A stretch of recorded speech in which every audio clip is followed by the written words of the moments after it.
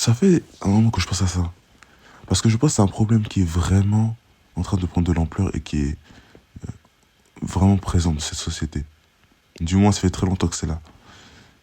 Vous n'avez pas remarqué qu'il y a de plus en plus d'hommes faibles? De plus en plus d'hommes faibles, surtout en Occident. Et cela est surtout causé par le manque de présence masculine, de... de en anglais, ils utilisent le terme role model. Des, une présence masculine.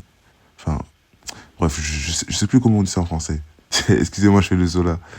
Mais plus sincèrement, je trouve ça quand même assez ahurissant qu'il y ait autant d'hommes faibles. Alors je vais m'expliquer qu'est-ce que c'est pour moi un homme faible. Ce sont des hommes qui sont émotionnels. Des hommes trop émotionnels. Des hommes qui sont totalement, comment dire ça, qui ont perdu leur force. Qui sont dirigés par leurs pulsions. Ce sont des hommes qui réfléchissent que par leurs émotions, qui réfléchissent que de manière impulsive. Des hommes qui ont une vision démesurée de l'amour, des relations, et des hommes qui se plaignent à chaque fois sur leur vie et qui n'avancent pas, qui n'ont pas de growth mindset, si on peut dire ça grossièrement. Et c'est vraiment quelque chose qui est vraiment grave parce que déjà il y a plein de choses il y a plein de choses dans notre quotidien qui nous ont rendus faibles. Par exemple maintenant le style de vie sédentaire. Déjà ça, c'est quand tu es derrière ton bureau 8 heures dans la journée, tu bouges pas beaucoup, tu restes assis, ça joue sur les articulations, ça joue sur le physique, sur les hormones. Vous pouvez aller faire vos propres recherches. Regardez aussi par exemple,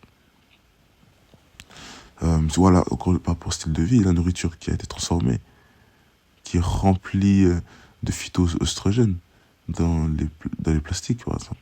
Quand vous chauffez votre nourriture au micro-ondes, il y a les phytoestrogènes qui se relâchent quand vous chauffez du plastique au micro-ondes. Et ça sera de l'ostrogène qui va venir de votre corps. Les gars, et puis même, excusez-moi, vous pouvez même voir, excusez-moi, ça pas la fatigue, je fais ça tôt le matin, là, vidéo. Vous pouvez même voir, on vous comparer avec, par exemple, depuis les années 80, le taux de testostérone a totalement baissé. Il a totalement baissé. Vous le voyez maintenant. Les standards de... Ouais, là. Je ne vais pas m'étendre sur le sujet de la masculinité en tant que tel, parce que c'est un sujet qui est large et vaste. Mais vous pouvez même voir que même tout ce qui est vraiment masculin, qui est vraiment, on va dire entre guillemets, viril, la prise, ce qu'on recherche vraiment chez un homme, de base, sa poigne, sa confiance en soi, comment dire ça, pas son libre arbitre, mais sa capacité de l'idée, des qualités qui sont vraiment intrinsèques, inhérentes à l'homme, enfin à ce qu'on recherche à un homme. Tout ça est en train d'être diabolisé. Diabolisé. On est en train de dire que ouais, c'est un homme qui est toxique s'il veut de l'idée, c'est un homme qui est... Si c'est un homme veut être trop confiant, c'est mauvais, c'est toxique, c'est un pervers narcissique. C'est des choses qu'on entend dans notre entourage, dans les médias, implicitement.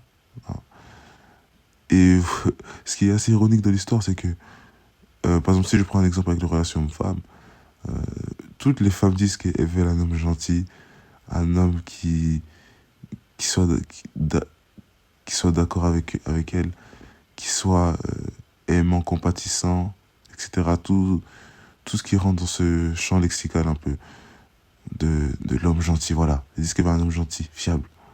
Mais quand vous regardez leur choix, souvent, ils vont chercher un homme qui a cette poigne en lui, cette confiance en lui, ce charisme naturel que cet homme dégage.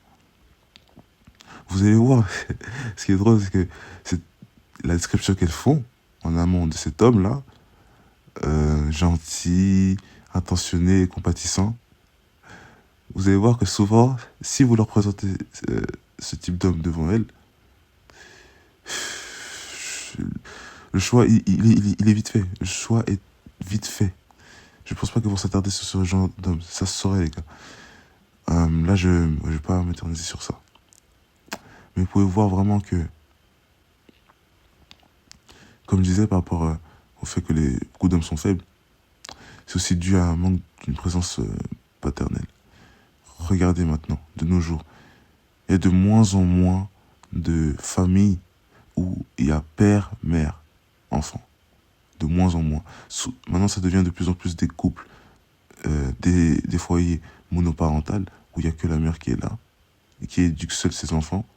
Et pour moi, je pense à titre personnel que c'est un très gros problème. Parce que pour moi, ce n'est pas pour... je ne vais pas piquer que sur la femme, mais je vais aussi piquer sur l'homme. Déjà, pour moi, en tant qu'homme, si tu crées une famille, tu crées ta descendance, tu ne peux pas lâcher ta famille comme ça. Mon gars, c'est un choix, c'est ta descendance, en fait, c'est ton nom de famille que tu fais perpétuer. Tu ne peux pas laisser ta partenaire seule parce que vous avez eu un désaccord et ensuite laisser tes enfants être éduqués juste par leur mère parce que toi, t'es parti chercher le lait, tu vois. Pour moi, c'est quelque chose qui est totalement lâche, tu vois, en tant qu'homme. Tu peux pas faire des choses comme ça. Mais, est-ce que ça crée? Ça crée des enfants qui grandissent sans père, sans figure paternelle. Voilà, c'était le mot que je cherchais. Des hommes, voilà. Souvent, vous allez voir, c'est des choses que j'ai pu voir, que j'ai pu expérimenter, que j'ai pu voir chez des gens. Souvent, vous allez voir une maman qui va faire grandir son fils, une maman seule. Hein. Une maman ne pourra jamais faire grandir son fils comme un homme. Enfin, elle ne pourra pas lui apprendre des choses d'un homme. Elle va lui apprendre des choses, voilà, comme être un gentil garçon, il faut être aidant, compatissant, etc. Tu dois pas trop te rebeller. C'est assez cliché, hein, c'est assez stéréotypé ce que je dis, mais c'est une chose qui est assez vraie. Vous pouvez même le voir. Et puis, ouais, tu dois pas être méchant, tu dois être très respectueux, tu ne dois pas trop te rebeller, d'être une bonne personne, voilà. Exactement. Voilà, être dans le politiquement correct. Voilà. Mais, est-ce que la maman va lui apprendre des choses vraiment, on recherche vraiment de lui? Donc sa capacité de l'idée, sa capacité d'être une personne de confiance, d'être quelqu'un de fidèle, quelqu'un qui a confiance en lui à travers ses accomplissements. Un homme qui sait se défendre dans sa vie, qui a les connaissances, qui a un intellectuel très haut, qui est capable de réfléchir, de bien raisonner, et aussi physiquement, qui prend soin de lui, qui sait se battre. Et oui, c'est important. On néglige trop ce genre de choses. Et malheureusement, vous le voyez, je parle de ça parallèlement, avec les Afro-Américains. 60% des foyers afro-américains, il n'y a pas de père. C'est quelque chose qui est terrible et vous pouvez voir encore des statistiques que la plupart, je ne sais plus le chiffre exact, mais environ 80% des criminels afro-américains viennent de foyers où il n'y a pas de père. Allez à Atlanta, allez à LA, South Central, vous allez là-bas, même Brooklyn, vous allez voir qu'il y a de moins en moins de pères. Beaucoup de jeunes d'hommes, mais qui ont grandi sans père, sans figure paternelle, sans un roc solide. Vous voyez, c'est quelque chose qui est vraiment un fléau dans la communauté afro-américaine. Même dans la communauté, je dirais, ouais, dans cette génération, mais aussi dans la communauté afro-américaine. Donc ce que je dis, c'est que comment, d'année en année, on a pu arriver à ce genre de résultat. C'est vraiment quelque chose pour moi qui est très inquiétant et très troublant. Parce que j'ai vraiment cette impression que ce genre de choses est vraiment en train de perdre les jeunes hommes, de perdre les femmes, les mamans, et de perdre tout le monde en fait. Et c'est en train de diviser cette société. Et malheureusement, vous pouvez voir que c'est même pas que chez les Afro-Américains, par rapport aux criminels qui grandissent sans père, vous pouvez même voir encore des statistiques que... ah non, je vais pas parler de ça.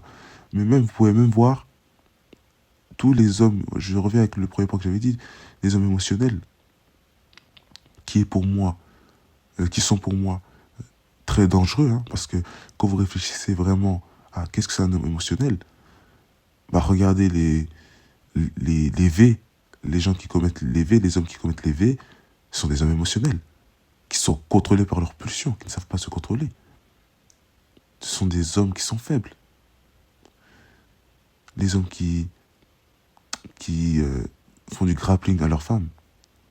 Je vais faire attention aux mots, bon, je pense que je peux dire, qui tapent leur femme. Des hommes émotionnels, qui ne savent pas gérer leurs émotions. Et il y en a beaucoup trop.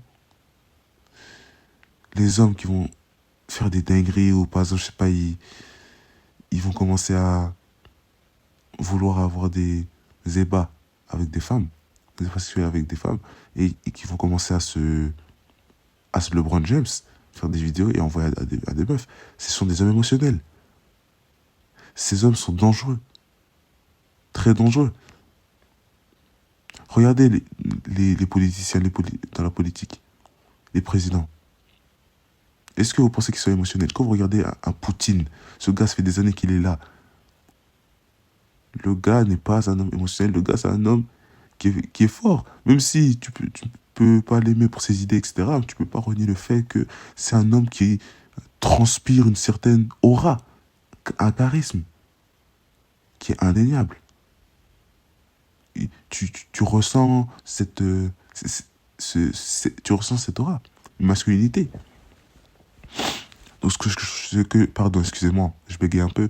Donc ce que je suis en train d'essayer d'amener, c'est que beaucoup d'hommes faibles sont créés dans la société, malheureusement, par le manque de figure paternelle, le manque de direction, le manque de rock solide. Parce que tout ça, ça montre encore que il y a un manque dans leur vie, un manque de rock solide. Et c'est vraiment ça qui est la pierre angulaire des foyers. C'est de chez les hommes, purée. Waouh. Je suis vraiment en train de... Excusez-moi d'aller dans tous les sens. Mais bon, j'espère que vous avez pu comprendre ce que je voulais dire. Et on se retrouve pour la prochaine. Merci, ciao.